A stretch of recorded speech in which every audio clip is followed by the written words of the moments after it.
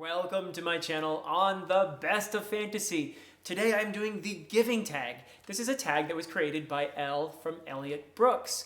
And it is something that she did to encourage charity in this season of giving. And that is certainly something I can get behind. And so I'm going to include a link in the description below to the video that she made where she tagged me and a whole bunch of other booktubers. I encourage you to watch that one. And I'm also going to include a link to the charity that Elle chose to highlight, which is the Phoenix Children's Hospital, an excellent cause to get behind. And so, without further ado, let me get into the tag itself. And I will also include the questions in the description below. So question number 1 is, what's a book you would give to everyone if you could?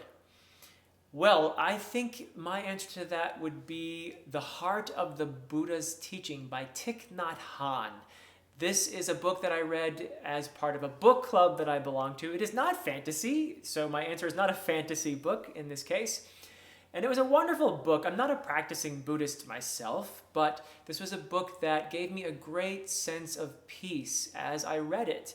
And that is most certainly something I think the world could have some more of in these times. So that's one reason why, and I just think it's a beautiful philosophy. Philosophical Buddhism is a beautiful thing, and I just thoroughly enjoyed that and the sense of peace and wonder that it gave me. It's a book that has really just stuck with me for a long time, and I try to live by some of the tenets that it taught me. So yeah, I would give that to everyone if I could. Number 2, what's a book you couldn't give a rat's hiney about?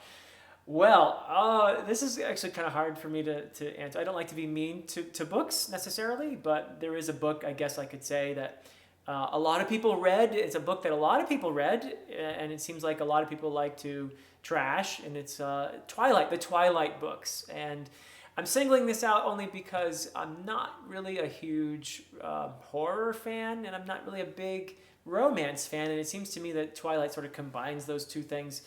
It just never really interested me at all. Plus, I don't think I'm really the target audience in any way whatsoever. So maybe that's my answer, Twilight. I'm sorry to any of you who read the book and enjoyed it. I have nothing against it, really. Haven't even read it. So number 3. Given that the holidays are coming up, what's a book you hope someone buys for you? Okay, well, the truth is I buy too many books for myself. So honestly, in fact, I just bought a bunch of books, and hopefully you'll be hearing about those at some point. But yeah, I don't know. I would hate to ask anyone to buy me a book.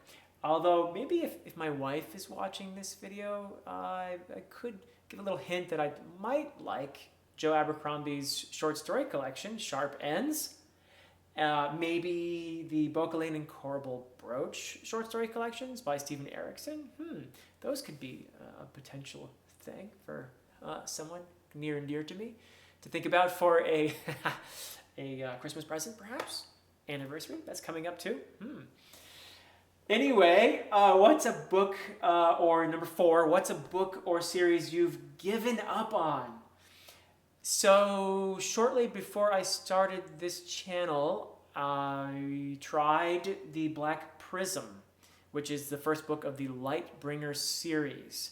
And I did not hate the book. It just seemed to me that it was more of a, in terms of the level of complexity and the prose and everything else, I felt like it was probably a better YA kind of book, although some of the content was fairly violent, but it just didn't grab me. And I know that a lot of people love that series, so no offense meant, but I clearly could see that I did not want to continue with the series. I did finish the Black Prism, though. It's pretty rare for me not to finish a book. I'm pretty stubborn. When I start a book, I'll just keep reading it till the end usually, but that's a series I'm not going to continue with. So number 5, who's a character you wish an author would give more time to? So I thought about this one, and my good friend Alan from the Library of Alexandria did this tag as well. And he mentioned some characters he would like to see less of. And so naturally, I would love to see more of them. And they are Krupp and Iskarl Pust from Stephen Erikson's The Malazan Book of the Fallen.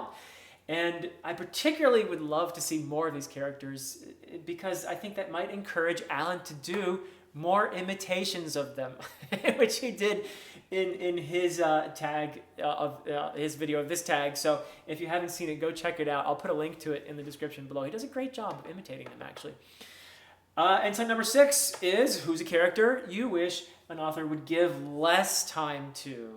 And so I'm going to go with Malta Haven from the Live Ship Traders trilogy. And I'm currently about halfway through the trilogy. I'm in book 2 right now. And the Malta sections, I have to say, are my least favorite. I don't hate Malta Haven. It's just that there are some things about her, and if you've read the books, you probably know what I mean, that are very, how can I put this nicely, kind of abrasive, and it's the kind of thing where you feel like just sort of shaking someone and saying, wake up. And she's a young person who is, reminds me a lot actually of Sansa Stark from A Song of Ice and Fire, except that Malta is more devious. So she combines that kind of, I guess, naive view of the world, but she has a kind of deviousness to her that makes her less likable than Sansa. But I did come around to liking Sansa a lot too. So maybe I'll get to like Malta more. And I have a feeling she's probably in for some rough times ahead that will probably make me more sympathetic to her. That's usually what happens when a young character behaves the way she does. It's kind of like you kind of see she has something coming. So we shall see. I hope to like Malta more though, because I really love the Live Ship Traders trilogy in general.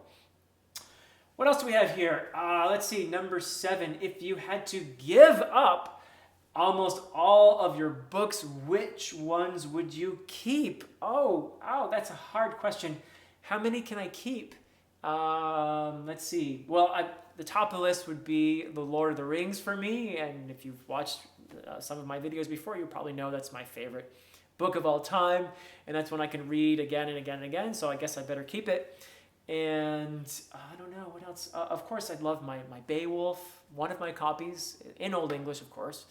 And, oh gosh, my sagas. How about all my fantasies? Can I keep those? I don't know, maybe that's asking for too much. I don't know.